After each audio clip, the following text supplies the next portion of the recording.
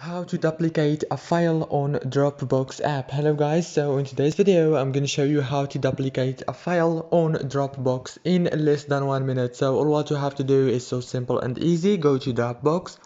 This is the home page, as you can see right here. Now choose the file that you want to duplicate. For example, I'm going to choose this one right here. Click on those three dots beside the file.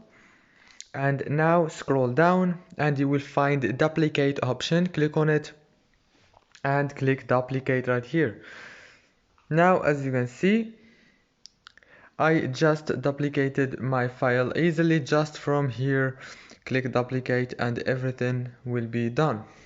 If this video was helpful, please don't forget to like, subscribe, and thank you so much for watching this video until the end. See you later.